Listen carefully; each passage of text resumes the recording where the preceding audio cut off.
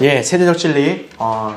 이제 오늘은 이제 숫자들 끝났고요. 이제 시대의 표적들 이제 내용에 대해서 이제 오늘하고 다음 시간 2시간에 걸쳐서 한번 살펴보도록 하겠습니다. 자, 이제 성경에서 어떻게 보면 이제 핵심이 뭐냐면 이제 예수 그리스도가 재림하시고 이제 그분께서 친히 왕국을 세우시고 통치하시는 거죠, 그렇죠? 그 성경을 전체 관통하는 가장 중요한 주제입니다. 그래서 구원받은 성도라면 주님이 오시고 그리고 또 우리의 소망이 실현되고 그리고 성경의 예언이 성취될 날이 오기를 고대하는 건 당연하겠죠. 그런데 사실 우리는 주님이 재림하시는 정확한 날짜, 성경의 예언이 온전히 성취될 그 날짜를 정확히는 우리가 알 수가 없습니다. 그것은 아버지 하나님의 권한 아래만 있기 때문에 그는 누구도 알지 못해요. 다만 시대의 특징과 징조를 이렇게 비춰주셔서 우리로 하여금 그 때가 얼마나 가까운지 이것을 알게 하셨다는 거죠. 그래서 날짜는 몰라도 그 현재 이 시대의 징조, 어떤 특성 이런 것들을 성경 말씀에 비춰봤을 때 이제 그대로 맞아가면 이제 때가 가까워왔다 이렇게 우리가 볼 수 있는 거죠. 네. 자, 그래서 이 주님의 재림과 연관해서 가장 이 땅에서 주의 있게 봐야 될 대상이 누구냐면 이스라엘이에요. 왜냐하면 결국 이제 주님이 재림하시는 것은 이스라엘 민족을 회복시키시고 그들을 지상에서 유일한 위대한 민족으로 만드시고 또 이제 전 세계 민족들을 위해 군림하시게 하려는 목적이죠. 그렇죠? 그래서 이방인들로 하여금 이스라엘 민족을 통해서 하나님께 나와 경배드리고 복을 받을 수 있게 하시는 거죠. 그래서 이스라엘이 국가가 어떤 조짐과 움직임을 보이느냐가 어떻게 보면 이 예언 성취에 밀접한 연관이 돼 있어요. 그래서 이스라엘이 국가로 회복될 시기, 그때를 주님 뭐라고 하셨냐? 무화과 나무 잎이 유연해지고, 그렇죠? 그러면 이제 그때가 가까운 줄 알라 그랬잖아요. 자, 한번 찾아볼게요. 마태복음 24장 한번 보세요.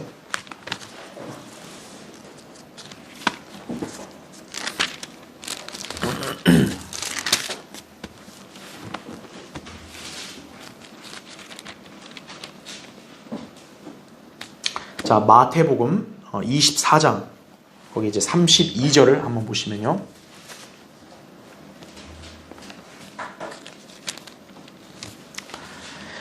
무화과 나무의 한 비유를 배우라 이렇게 나옵니다. 무화과 나무는 당연히 이스라엘을 상징하죠. 그렇죠?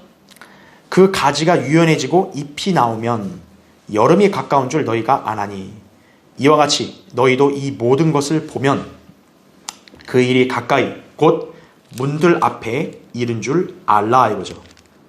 그러니까 지금 이것은 이스라엘 민족이 이제는 국가적으로 이렇게 재건되는 때를 말하는 거죠. 그러니까 국가적으로 재건되는 때는 그때 언제요? 그걸 보면 그 일이 가까이 온 줄 알라 그러는 거죠. 그러니까 이스라엘 국가가 재건되는 걸 뭐예요? 눈으로 목도한 세대.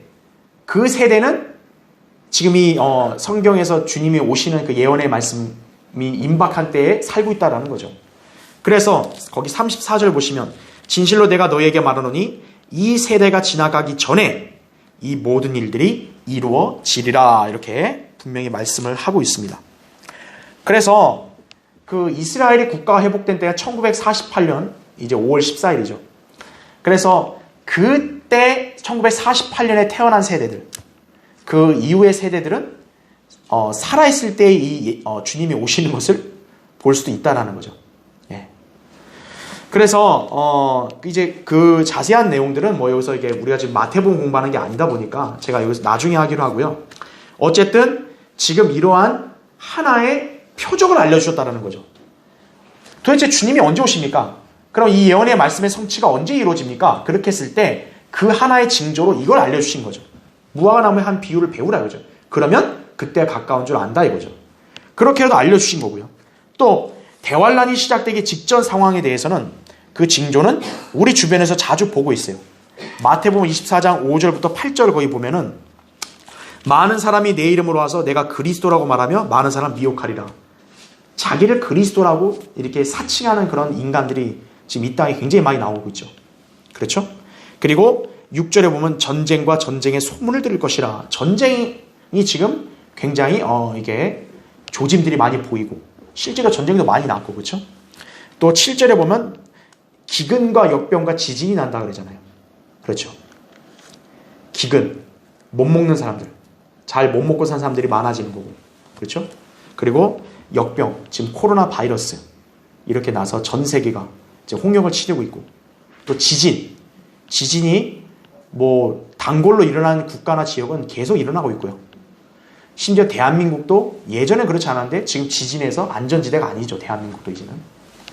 자, 그런 것들을 보면 뭐냐? 이 모든 일들이 반드시 일어나겠지만 끝은 아니다 이거죠. 예, 고통의 시작이다 이거죠. 바로. 본격적인 대환란 고통 직전에 이러한 징조가 있다 이거죠. 그러니까 우리가 지금 살고 있는 이 시대에 그런 게 보인다. 그러면 가까운 거예요, 진짜. 그죠?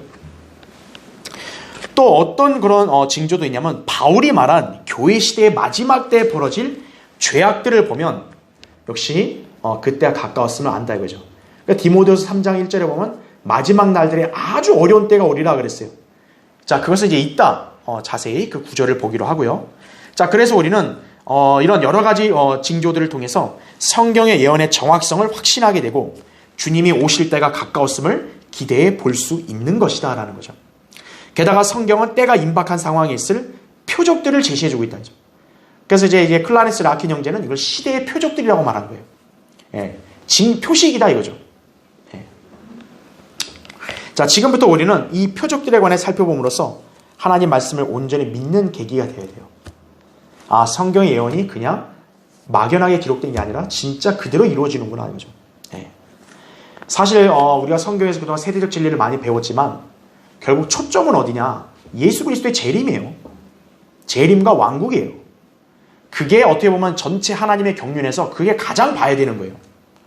그거를 봐야 되는 거예요. 그러니까 그거를 지금 가까이 임박한 데 살고 있는 사람들이라면 더더욱 유념해야겠죠. 그렇죠? 그리고 모든 그런 예언의 말씀들에 그런 성취를 집중할 수 있도록 그 시기에 맞춰서 어떤 일들이 일어나고 있는가 그걸 보는 것도 어떻게 보면 그리스도인에게도 중요하기도 해요. 그렇죠? 예. 자, 그래서 오늘 우리가 2시간에 걸쳐서 한번 이런 표적들을 보겠습니다. 그래서 이런 것들을 보고 이제 여러분이 딱 한번 비교해 보세요. 진짜 내가 살고 있는 지금 이 시대가 진짜 가까운 때가 됐나? 아마 여기에 내용에 지금 일치가 되면 여러분 그렇게 더 확실하게 공감하게 될 것이에요. 자, 첫 번째 보세요. 후천년주의자들의 조롱이다 이거죠. 후천년주의자 조롱. 자, 제가 한번 다다음 시간에 이제 마지막으로 이제 우리 세대적 진리 이제 정리하면서 좀 이제 전천년주의, 후천년주의 얘기할 텐데, 자, 후천년주의자들, 무천년주의자들의 조롱이 이제 더 극대화될 거다라는 거죠. 주님 오실 때 가까우면. 그 밑에 보세요. 첫 번째. 먼저 할 것은 이것이니 마지막 날들에 조롱하는 자들이 와서 그들의 정욕대로 행하며 말하기를 그가 온다는 약속이 어디 있느냐 이거예요. 주님이 재림한다는 게 어디 있냐 이거예요. 만물은 조상들이 잠든 이래로 만물은 창조의 시작부터 그대로 있다 하리니 베드로후서 3장 3, 4절에 말씀하고 있습니다. 자, 얼마나 이 시대를 잘 표현하고 있냐 이거죠. 예수 그리스도의 재림 얘기하면 어때요? 에휴, 무슨 말 같지 않은 소리를 하고 있냐 이런 거죠. 그렇죠. 밑에 보세요. 두 번째. 예수 그리스도의 재림에 대한 교리는 지금 뭐가 되냐? 조롱거리가 돼버렸어요. 그래서 주님의 재림을 굳게 믿고 있는 그리스도인들은 마치 허황된 가르침에 속고 있는 광신자 취급을 받는 거죠. 이상한 집단이다. 자, 왜 이런 이 풍조가 더 확산된 계기가 뭐냐면 재림에 관한 이 잘못된 교리와 지식으로 세상을 혼란스럽게 만든 이단 종파들 때문에 그래요. 소위 이단 종파들이 시한부 종말론자들 아니에요. 이제 어느 때를 재림으로 정해놓고 어때요? 이제 그때가 가까웠으니까 지금 이러고 있을 때가 아니다 이거죠. 예. 직장, 사업 다 그만두고 재산 다 팔아가지고 교회로 가져오고 이제 주님 오실 날 대비하라 이거죠. 사기치는 거죠. 그렇게 사기 쳐먹은 집단들이 많다 이거죠. 그러니까 그러한 집단들이 있음으로 해서 어떻게 된 거예요? 사람들이 성경의 예언을 무시해버리는 거예요. 재림? 무슨 재림? 왔냐 이거예요. 실제로 안 왔잖아요. 그러니까 가짜다 이렇게 된 거죠. 마귀가 바로 그렇게 술책을 부려서 성경의 분명한 교리와 예언이 지금 현재 세상에서 멸시당하게 한 거예요. 참으로 슬픈 일이라고요. 그래서 밑에 세 번째 보세요. 그러다 보니 오늘날 유명하다는 기독교 지도자들, 목사들, 설교자들, 신학자들을 위시해서 일반 교인들까지 상당수가 예수 그리스도의 재림을 믿지 않고 있어요. 예수 그리스도의 재림이 없다면요, 뭐 때문에 하나님을 믿죠? 그냥 절간에 가서 부처를 믿죠. 왜 하나님을 믿죠? 예수 그리스도가 재림 안 하시는데. 그렇죠. 그 재림 갖고 장난치는 집단들이 이제 그 안식교인들 있잖아요. 그렇죠. 제7, 원래 그 안식교인들의 명칭은 제7일 예수 재림교예요. 그들은 근데 안식교라고 말하면서 실제로는 재림에 대해서 허황된 소리를 하죠. 그죠? 자, 또 그뿐만 아니에요. 그 이제 우리나라 같은 경우는 휴거파가 있었죠. 당시에. 이장님 집단이 휴거파가 92년도에 된다 이거죠. 그러니까 엄청나게 소동을 피웠잖아요. 그러다 결국 안 됐죠. 그러면서 어떻게 되냐? 거의 대다수의 교회들이 그때부터 휴거란 말을 입 밖에 못 낸 거예요. 휴거란 말만 내면 뭐예요? 저 이장님 파다. 그래서 저 이단이다. 그렇게 사람들에게 비난거리 될까봐. 비난거리 되면 어때요? 그 교회에 사람이 안 오잖아요. 그러니까 자, 입 다물어라. 휴거에 대한 얘기는 더 이상 말하지 말자. 이렇게 돼버린 거예요. 신약 성도의 궁극적인 소망이 휴거인데 그거를 마귀가 교회 들라고 입에서 못 나오게 막아버린 거예요. 재림도 마찬가지예요. 그런 집단들 때문에 재림에 대해서 딱 입을 막아버린 거예요. 복음, 구원파나 이상한 집단들이 나와서 어떻게 하는 거예요? 그런 헛짓을 하니까 어때요? 구원 얘기하지 마라. 저도 유병원이랑 똑같은 집단이구나. 하지 마라. 그렇게 돼버린 거예요. 복음만 전하면 유병원 집단이죠. 그만하세요. 마귀가 바로 그렇게 하는 것이에요. 여러분 그걸 잘 아셔야 됩니다. 그게 그냥 우연히 된 게 아니에요. 마귀가 아예 모든 교회들로 하여금 믿음을 싹 뿌려 뽑아버리려고 그런 말을 딱 못하게 막는 거예요. 그들이 다 가짜들이니까요.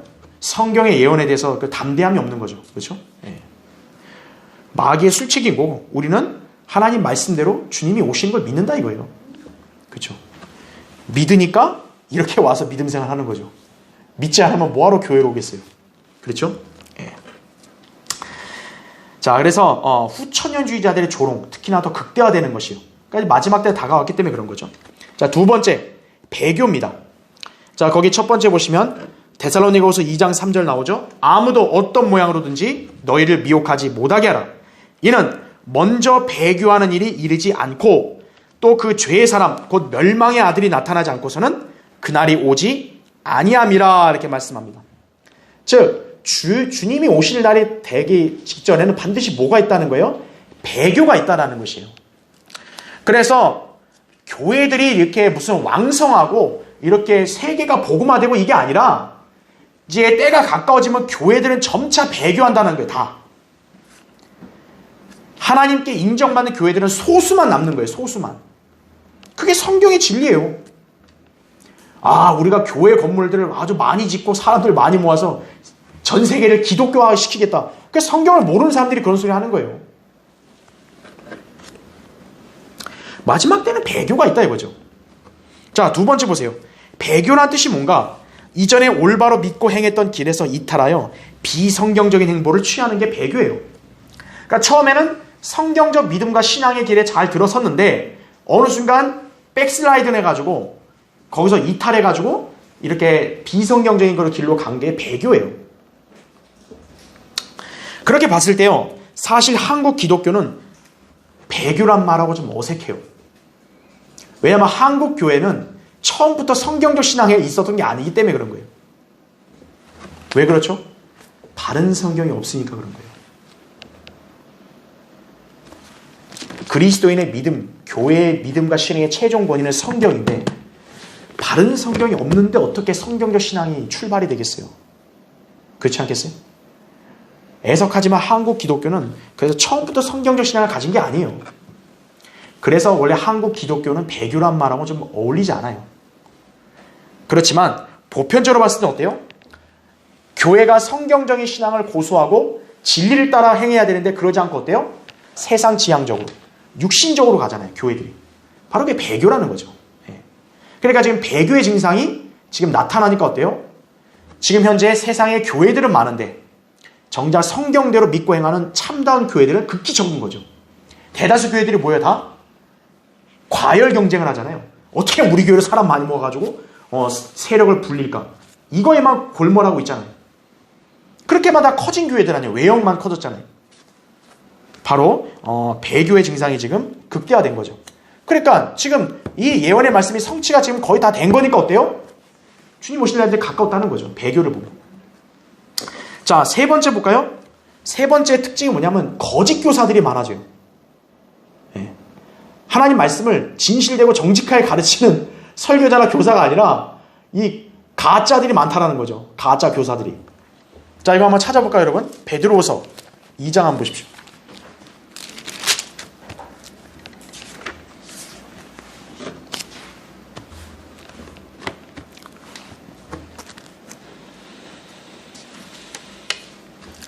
현재 우리가 살고 있는 세대를 보면요, 목사들 수가 적질 않잖아요. 웬만하면 너도나도 다 목사예요, 지금요. 예. 길 가다가 조금만 몇 사람하고 인사하면 아마 목사 만날지도 몰라요. 그죠? 그리고 또 자기가 성경을 가르친다고 그렇게 행세한 사람들이 많죠. 근데 보세요. 베드로서 2장 거기 1절. 그러나 백성 가운데도 거짓 선지자들이 있었던 것처럼 이거죠. 과거 이스라엘 백성 안에도 선지자들은 원래 하나님 부르신 사람인데 거짓 선지자들이 있었다라는 거예요. 그러니까 선지자라는 말만 듣고 믿었다가 어떻게 되는 거예요? 낭패를 당하는 거예요. 이스라엘 백성 중에서도. 대다수가 그렇게 됐죠, 사실. 근데 보세요. 지금은 어때요? 너희 가운데도 거짓 교사들이 있으리라 이거죠. 그들은 저주받을 이단들을 비밀리에 불러들여서 자기들을 사신 주를 부인하기까지 하며 급격한 파멸을 스스로 불러들이느니라 이거죠. 예. 이런 가짜 교사들, 가짜 설교자를 따라갔다 어떻게 하는 거예요? 급격한 파멸을 불러들인다는 거예요. 자초한다는 거예요. 근데 2절 보세요. 특징이 뭐냐면 또한 많은 사람들이 그들의 파멸의 길을 따르리니 그들로 인하여 진리의 길이 비방을 받을 것이라 이렇게 말하죠. 적게만 따라가면 별로 이렇게 위협이 안 될 텐데 많은 사람들이 가는 거예요. 신천지니 여호와의 증인이 막 많은 사람들이 가는 거예요. 무슨 몰몬교니, 그죠? 뭐 그리스도의 교회니 다 그런 데 가는 거예요. 많은 사람들이 가는 거다 이거죠. 근데 그들이 문제를 일으키니까 어때요? 그들로 인하여 진리의 길이 비방을 받을 것이라 이거죠. 그래서 보세요. 3절. 그들의 특징이 나와요. 그들은 탐욕을 품고 지어낸 말로 너희에게서 이득을 취하리니 이거죠. 그들의 마음에는 뭐예요? 사람들의 혼을 연민하고 사랑하는 게 있는 게 아니라 탐욕이 가득한 거예요. 이 사람들의 혼의 구원을 위해서 애쓰고 이 사람들의 영적으로 올바른 삶을 살기 위해서 인도하려는 그런 마음이 아니라 어떻게 하면 이 사람들에게 주머니에 있는 거, 주머니를 잘 털까? 그것만 궁리한다는 거죠. 탐욕을 품고 그다음 뭐예요? 지어낸 말. 성경 말씀도 아니에요. 성경에 있는 말을 갖고 와서 그 지어내는 거예요. 자기식으로.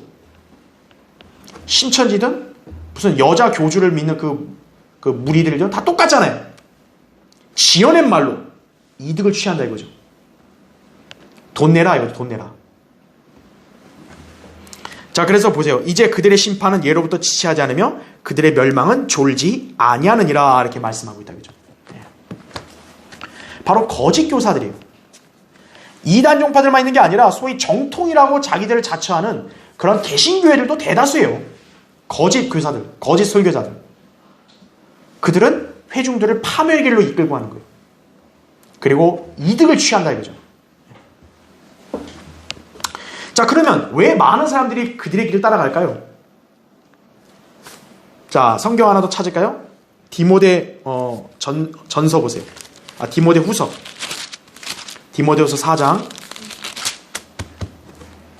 3, 4절 보세요.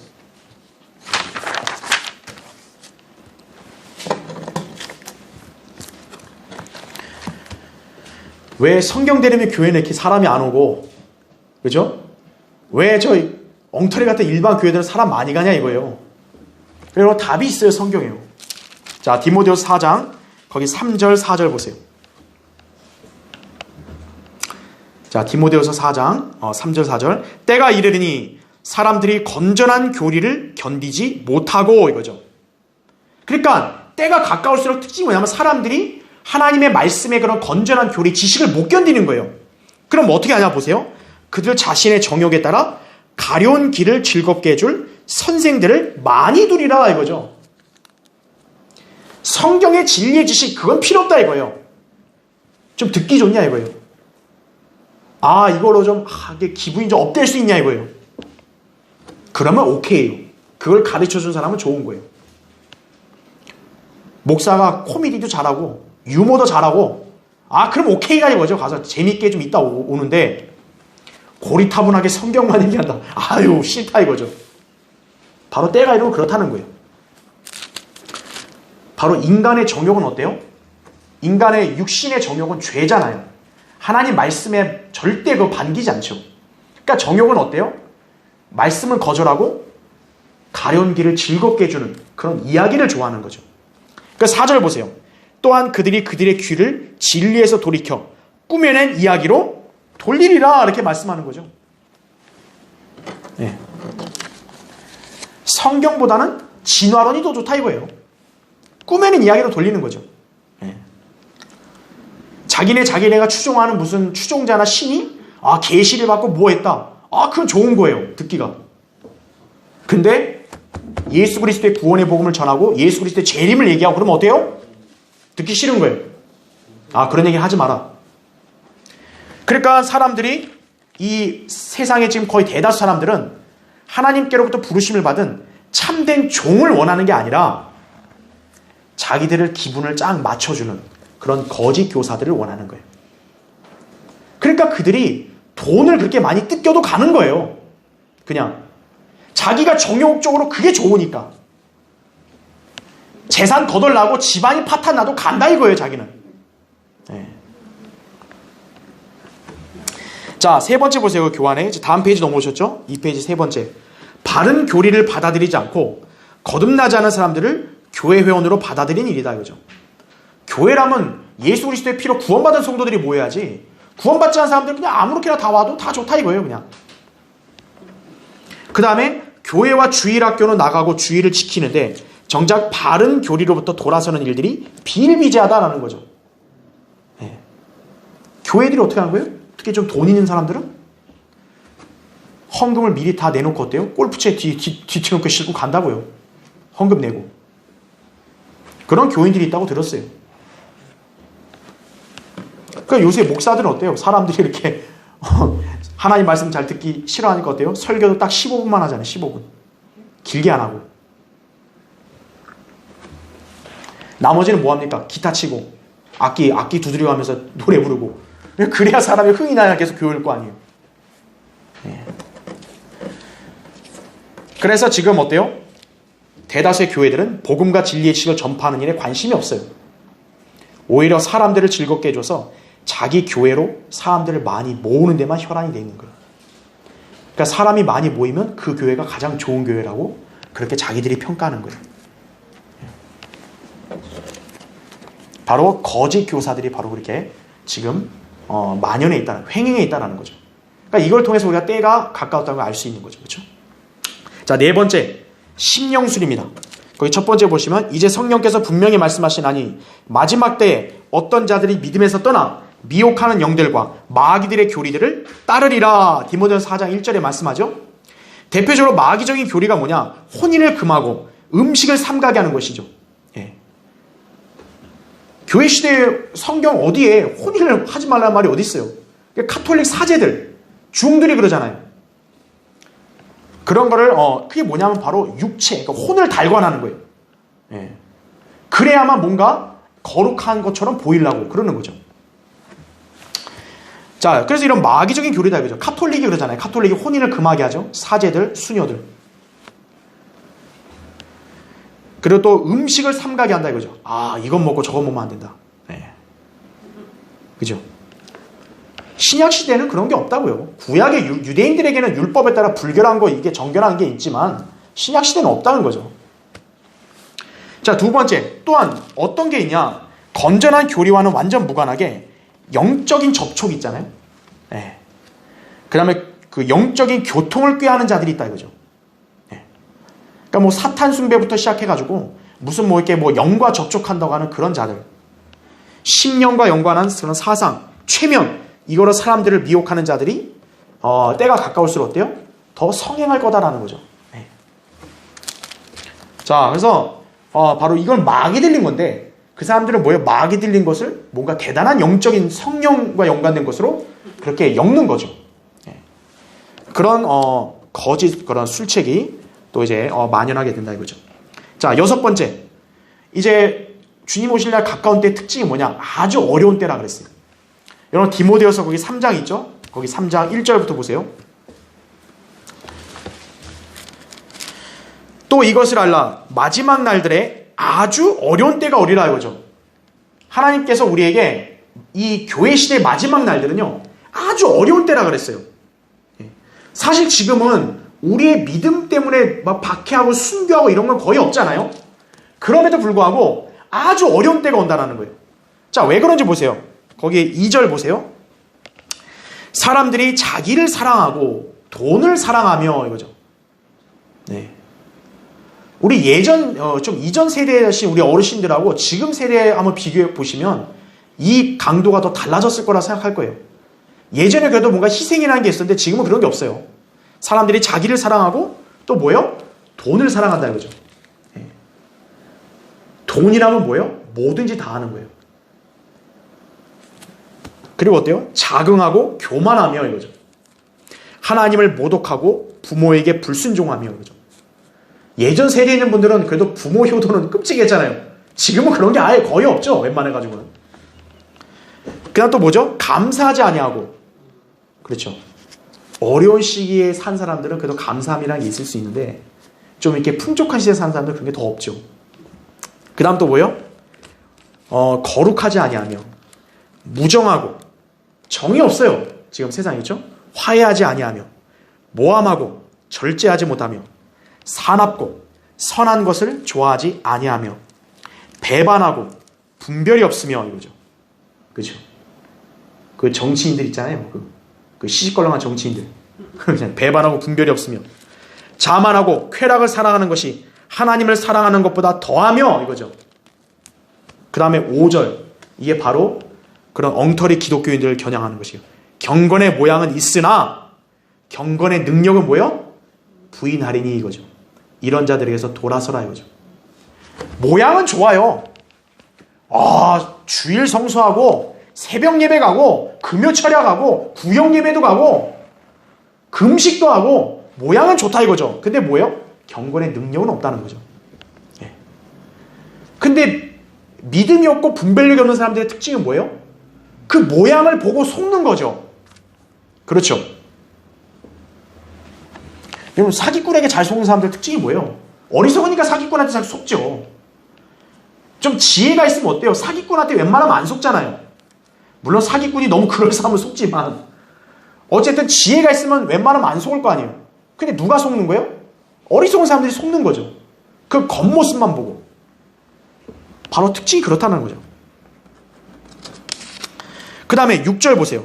이들 중에는 가정집에 몰래 들어가 어리석은 여인들을 사로잡아 죄들을 짊어지게 하여 여러 가지 정욕으로 끌려가게 하는 자들이 있나니 이거죠. 구체가 말 안 해도. 그렇죠? 이상한 교회들, 집단들 그러잖아요. 가정집에 딱 몰래 침투해가지고 어리석어 보이는 좀 어리숙한 보이는 그런 여자들 딱 꼬시잖아요. 그래서 사실 이단 종파들은 여자들이 많습니다. 굉장히. 죄들을 짊어지게 한다 이거죠. 그래서 뭐예요? 7절. 항상 배우나 진리의 지식에는 결코 이를 수 없느니라 이거죠. 참 배우는 거 많아요. 무슨 프로그램을 배우는 거 많은데 진리의 지식은 전혀 모르는 거예요. 예.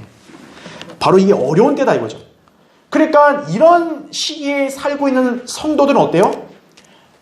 바깥에서 일하고 살 때도 이런 사람들하고 부딪혀야 되니까 어렵죠.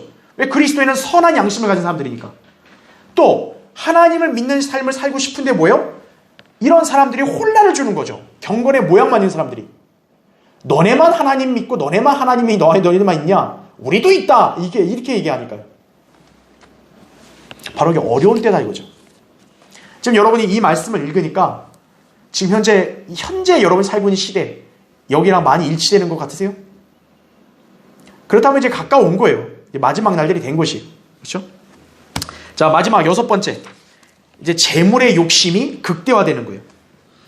첫 번째 보시면 세상 사람들이 온갖 부정과 불의한 방법으로 재물을 모으기 위해 갖가지 수단을 발휘한다 이거죠. 부정한 방법으로 취한 이익으로 소위 벼락부자가 되려는 풍조가 만연해지는 것이다 이거죠.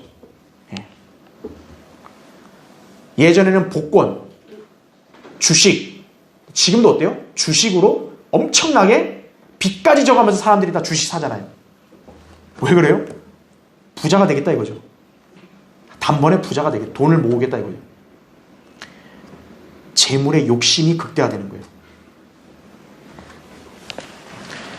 그래서 어때요? 바울이 말한 대로 사람들이 자기를 사랑하고 돈을 사랑하는 시대가 온다는 게 바로 이거예요. 두 번째 보세요. 그러나 성경은 그런 방법으로 부자가 되려고 하는 자들에게 다음과 같이 경고하고 있다 이거죠. 거기 잠언 28장 20절 22절 나오죠. 신실한 사람은 복을 많이 받을 것이나 급히 부자가 되려는 자는 죄를 면치 못하리라. 급히 부자가 되려는 자는 악한 눈을 가졌으며 빈궁이 자기에게 임할 것을 생각지 아니하느니라 이거죠. 아니 순리가 있는데 어떻게 하루아침에 가난한 사람이 하루아침에 부자가 되냐고요. 열심히 부지런히 살고 일하고 벌어서 축적해 가서 조금씩 안정되는 걸 수는 있지만 어떻게 가난한 사람이 하루아침에 재벌이 되냐고요. 불가능하잖아요. 근데 그렇게 하려면 인간이 이렇게 되고 싶어 하는 거죠. 그러니까 결국 뭘 동원하는 거예요? 부정적인 방법을 동원하는 거예요. 사기를 친다든지요. 혹은 뭐 투기를 한다든지요. 이렇게 한다라는 거죠. 그런 부정한 방법을 하게 되면 결국 뭐예요? 죄와 연루가 안 될 수가 없는 거예요. 성경에서 강조하는 것은 뭐예요? 신실한 사람은 복을 많이 받는다 이거예요. 하나님 앞에서 신실한 성도는요. 반드시 사랑받고 보호함 받는 거예요. 똑똑하고 대단한 사람이 아니에요. 신실한 사람이 중요한 거예요. 주님 오실 날 가까울 때 이때일수록 하나님께서 누구를 찾으시는 거예요? 신실한 성도들을 찾으시는 거예요. 우리 성경대로 믿는 이 교회의 모토가 뭐냐면 바로 신실한 성도가 존경받는 교회예요. 우리 교회는 구원받지 않은 부자가 온다. 전혀 존경하지 않아요. 구원받고 변화돼야 돼요. 안 그러면 나가야죠. 여기 강릉의 국회의원이나 시장이 여기 온다고 우리가 존경할까요? 구원받아야죠. 그렇지 않으면 그런 사람은 필요 없는 거예요. 이 교회는 신실한 성도들이 존경받는 교회예요. 자, 세 번째 보세요. 이거는 이제 마지막으로 한번 성경 더 찾을게요. 디모데전서 6장 9절 한번 보세요.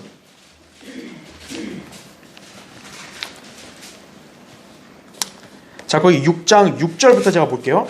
자, 이것은 이제 읽고 마치겠습니다. 자, 디모데전서 6장 거기 6절을 보시면 그러나 만족할 줄 아는 경건은 큰 이익이 되느니라 하죠.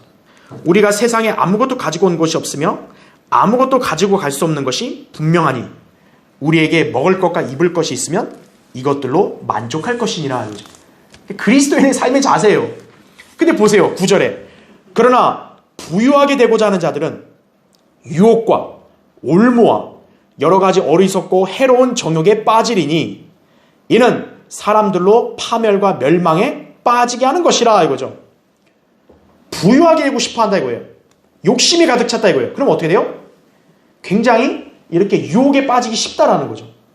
그럼 파멸하는 거예요. 10절 보세요. 돈을 사랑하는 것이 모든 악의 뿌리니 이것을 욕심내는 어떤 사람들이 믿음에서 떠나 방황하다가 많은 슬픔으로 자신들을 찔렀도다 이렇게 말씀하고 있죠. 오해하지 말아야 될 게 돈 자체가 나쁘다 그 말이 아니에요. 돈은 필요하고 좋은 거예요. 그게 있어야 우리가 생활도 하고 또 이렇게 사역도 할 수 있는 거 아니에요?